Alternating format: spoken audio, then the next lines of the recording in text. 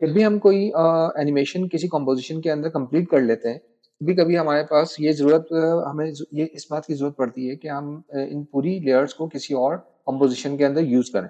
हम इसको क्या करते हैं, प्री कंपोजिशन बना लेते हैं, मीन्स ये कि इन सब लेयर्स का एक ग्रुप बना लेते हैं, ठीक है? तो इसका सिंपल तरीका क्या है कि आप सारी लेयर्स को कंट्रोल ए करके राइट बटन क्लिक करें। राइट बटन क्लिक करके हमारे पास आ जाता है प्री कंपोजिशन, ठीक है? ये ऑप्शन यहाँ पे भी आता है, इसके अलावा लेयर्स के अंदर जाके आपके पास यहाँ पर भी प्री कंपोजिशन का ऑप्शन आता है, जिसको हम कंट्रोल शिफ्ट सी भी कहते हैं।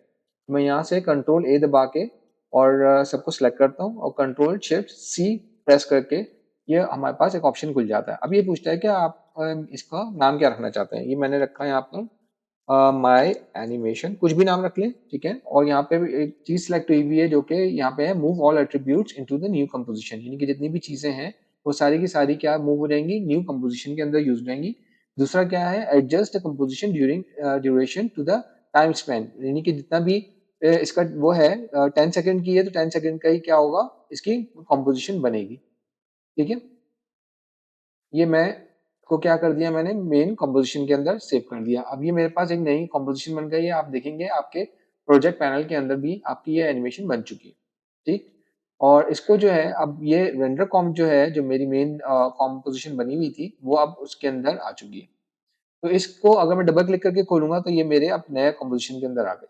तो इसका मेन पर्पज़ क्या है, अब ये मेरे पास इंडिविजुअल एक एक लेयर के तौर पर आ चुकी है। ये मेरे पास अब एज़ अ लेयर वर्क करेगी और इस लेयर को मैंने क्या किया, बेसिकली मुझे क्या करना है, यहाँ पे जब ये एनिमेशन यहाँ पर आ जाए, मैं चाह रहा हूँ कि मेरा कैमरा इस जगह पे आ जाए, इस जगह को फ़ोकस कर ले। मैं क्या करूँ, मैंने क्या किया कि इसको जब मैं स्केल करता हूँ तो आप देखेंगे कि ये स्केल अप होके इस तरह से बाहर चली जाती है।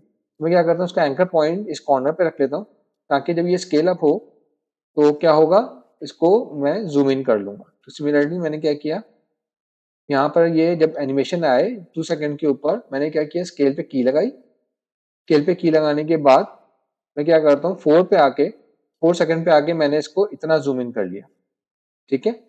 और मैंने यहाँ पे क्या किया, इसको राइट बटन क्लिक करके की फ्रेम असिस्टेंट ईज़ इन लगा दिया, ठीक है? अब ये यहाँ तक आता है, उसके बाद इसको क्या करता है, ज़ूम इन कर लेता है। ज़ूम इन करने के बाद यहाँ से ये जैसे ही गायब होगा, तो मैं क्या करूँ, यहाँ पे अगेन इसको कॉपी पेस्ट कर दिया और इसको भी कॉपी पेस्ट करके मैंने वापस मैं ले आया। तो ये क्या हो जाता है, यूँ करके ऑफ हो जाता है। ऑलराइट? तो इससे क्या हुआ कि हमने कैमरे को कंट्रोल कर लिया। इसमें आप चाहें तो एक चीज़ और भी कर सकते हैं, मैं सारी चीज़ों को रिमूव कर देता हूँ। आप ये भी कर सकते हैं कि यहाँ से मेरा कैमरा क्या हो, ज़ूम इन हो। तो मैं क्या करूँ, यहाँ से इस चीज़ को मैं क्या करता हूँ, यहाँ पर रख लेता हूँ और यहाँ से मेरा क्या होता है, ऑलरेडी मेरे पास एस से स्केल मैंने किया। अब मैंने इतना बड़ा रख लिया इसको। इसको स्केल कर लेते हैं। इवन मैं पोज़ीशन पे भी की लगा देता हूँ, ताकि अगर मुझे पोज़ीशन पे देखना है तो ये मेरा नीचे गया।